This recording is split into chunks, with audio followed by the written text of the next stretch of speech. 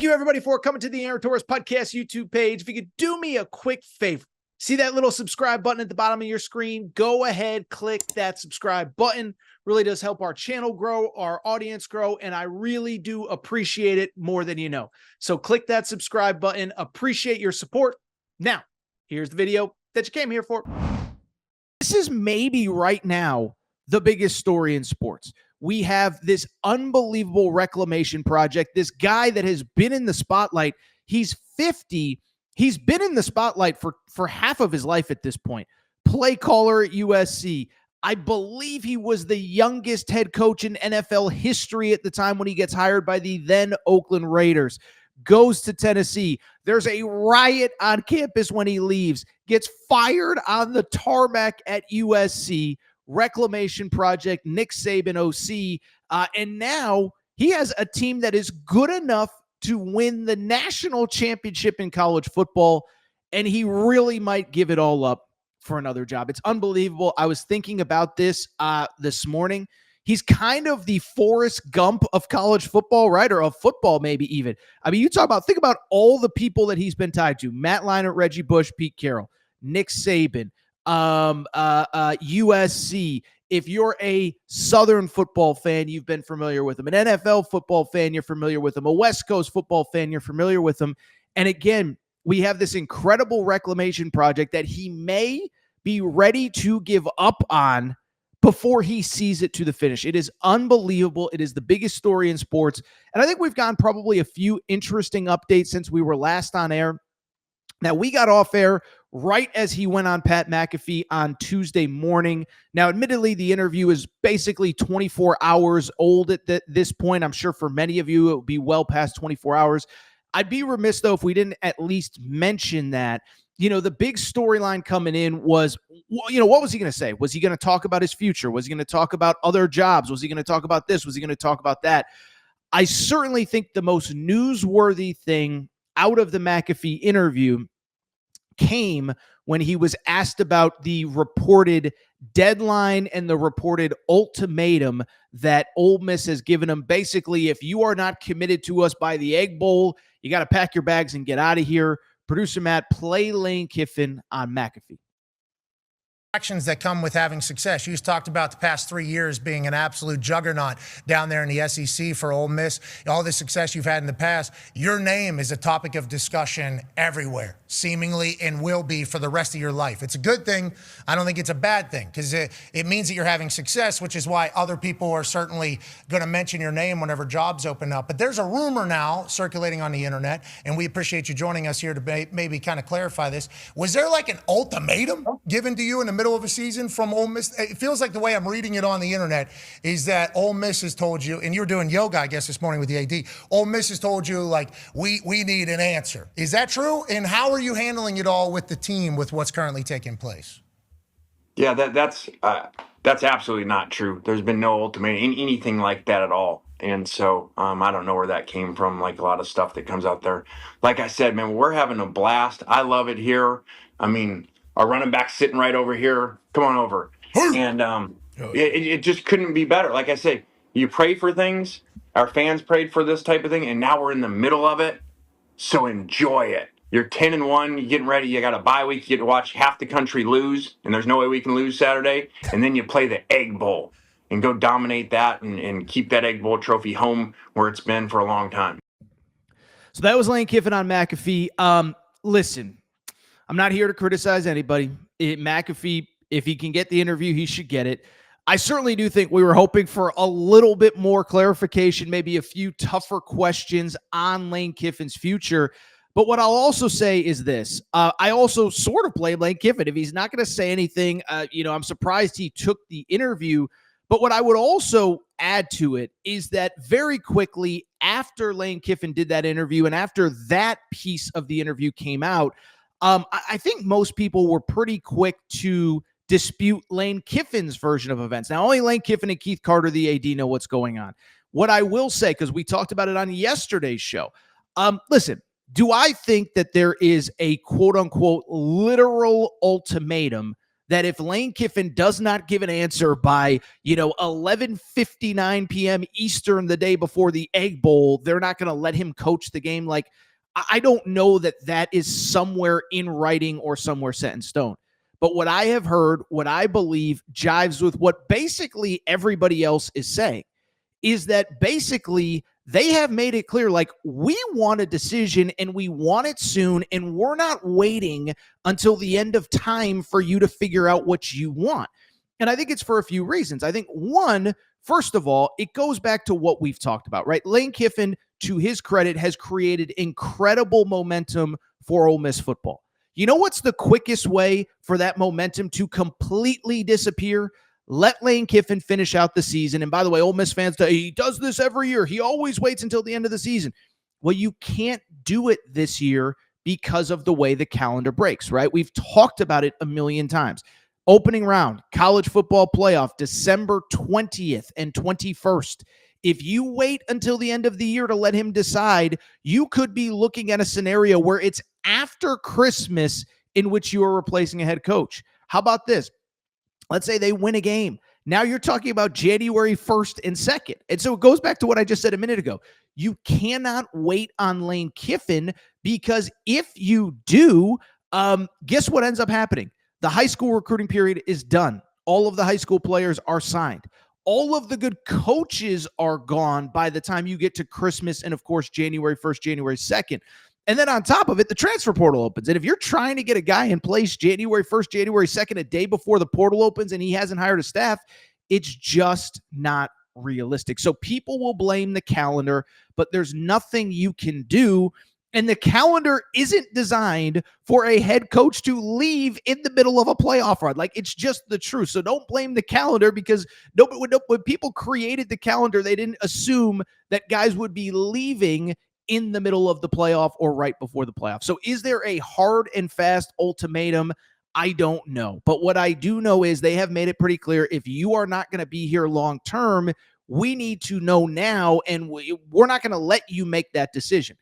And it's interesting because, I've focused so much on what I just talked about, the calendar and the playoff, and you can't wait long because of this and that. What I think I had forgotten, though, is that Ole Miss actually went through all this 3 years ago.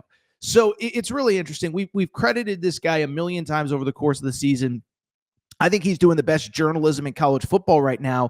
His name's John Talty. He works for CBS. And so on Tuesday, he released a report basically explaining exactly what I just said.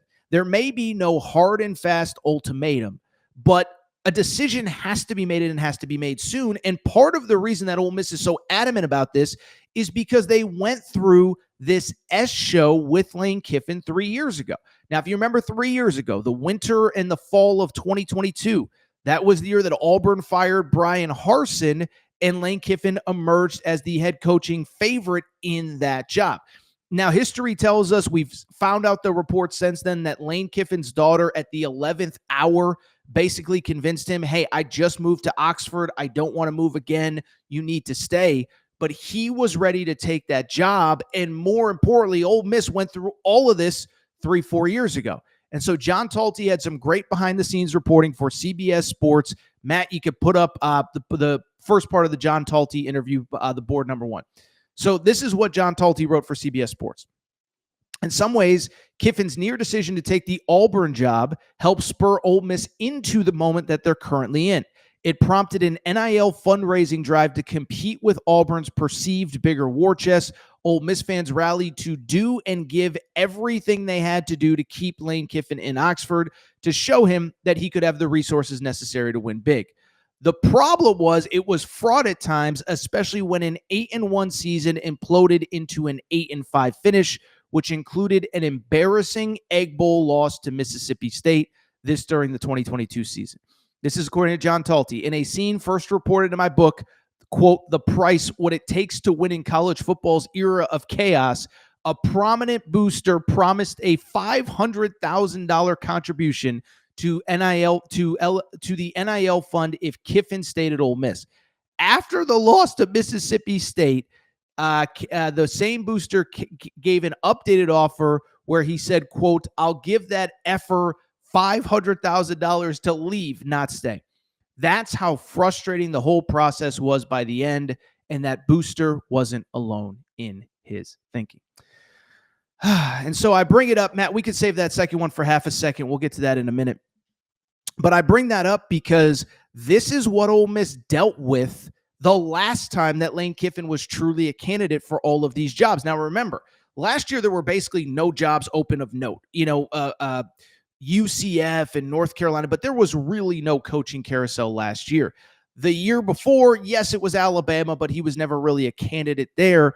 And so I just bring it up because we forget 3 cycles ago, Ole Miss dealt with exactly this. And they're just like, we're not doing this again. And I think, again, they have basically said, and I think this is now starting to become the sentiment at Ole Miss. I was telling you, I was speaking with somebody pretty close to the situation down there.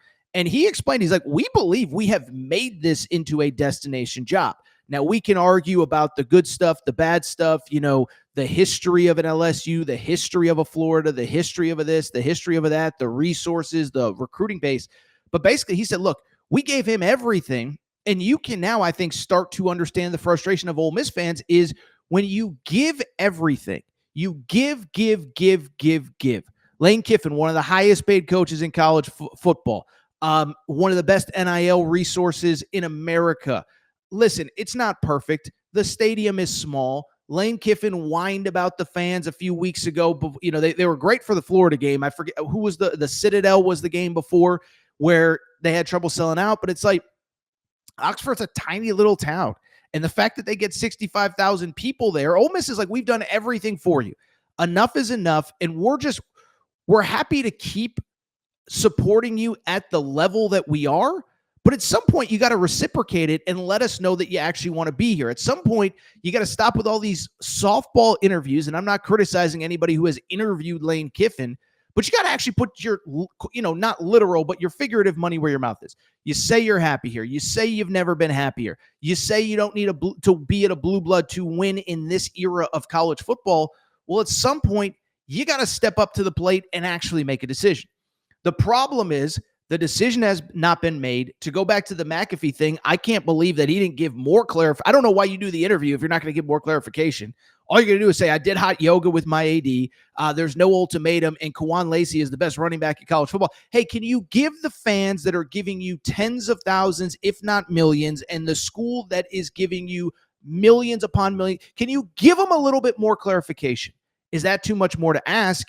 And I think when you can't give clarification, I do think it starts to question if you are really as committed. And if you're really, I think even the best way to put it, are you really as changed as you claim to be? Because you're telling us all things are different and you're different and you don't drink and you don't eat red meat and you do hot yoga and you've never been happier. Well, go ahead and prove it. And this brings us to the second part of that John Talty article, because I think there's some interesting insight there. And I think this is important. This is from John Talty. Quote, this is supposed to be the culmination of all the blood, sweat, and dollars spent to turn Ole Miss into a legitimate national championship contender. This should be the peak. Instead, Kiffin's public flirtation with 2 SEC rivals has sucked all of the oxygen out of the room. This isn't all Kiffin's fault. The brutal college football calendar has put him in a personally enviable yet impossible situation of having to manage outside interest while trying to finish the season out. Will they accept him back if he decides to say? Of course. But there is a growing fear within Ole Miss that Kiffin doesn't love the school quite as much as he's publicly professed. He has complained publicly and privately about the fan base, including a shot Saturday night about the crowd for the Citadel game. He's long been enamored with the idea of coaching a true blue blood again, an opportunity LSU and Florida are both eager to give him. This part of it wraps by saying, interestingly, as one booster who knows Kiffin well put it, he feels like he's already done it all in Oxford. He's run it like it's his town, the booster source said, and there's no chase for him anymore, and he's a chaser. The chase is gone. He's conquered it all. This via John Talty at CBS. Matt, do me a favor. Put the first part of that quote on again, because this to me is the important part and where I believe Ole Miss has a reason to be frustrated. Listen to this part. Kiffin's no. The first part of the second board. I apologize. Okay, this part. Thank you so much. This is where, if I'm an Ole Miss fan, I'm furious. This is supposed to be the culmination of all the blood, sweat, and dollars spent to turn Ole Miss into a legitimate national championship contender.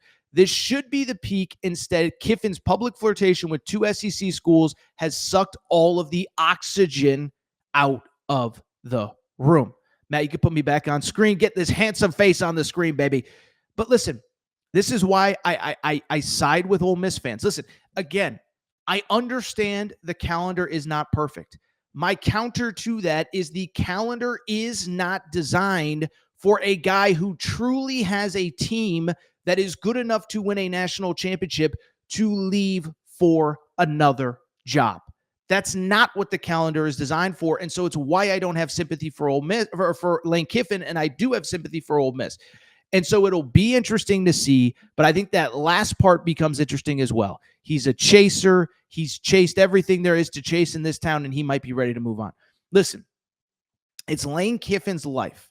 He's allowed to do whatever he wants. But I do think two things are true. One, I do think he owes it to the school and the fan base and the players to give them an answer soon. If you're serious about other jobs, this can't go on. Again, I understand he's trying to do his due diligence because I've gotten a lot of people push back on that. The counter to that is there's a school right now that's paying you $10 million. Can you show a little bit of respect to them? By the way, all these coaches, we had John Summerall on the show a few weeks ago. He said, no distractions during the season. This coach, this one individual coach, not the DC Pete Golding, not the OC, not Kawan Lacey, not Trinidad Chambliss, the one singular person who is creating all of the conflict is Lane Kiffin. I think he owes it to Ole Miss. And I'll also say this. I do think, and again, I listed off the resume, left on a tarmac, left Tennessee in a situation where there was riots on campus, and I don't blame Tennessee fans. They had a right to be pissed, okay? Alabama, everything. And by the way, let's not forget how he left Alabama, got fired before a national championship game because he was too distracted. So maybe this is just who Lane Kiffin is, but the last thing I'll say is this. If it is who he is, then a lot of the crap he's been selling about how different he is, how much he's changed, the hot yoga this, no drinking that, and I give him credit. He's clearly trying to improve himself, but at the end of the day, put your money where your mouth is. Either step out the side and let the people that want to be there, make a run at a championship, or the counter to that is, of course, commit to staying long-term. We will see what happens from there.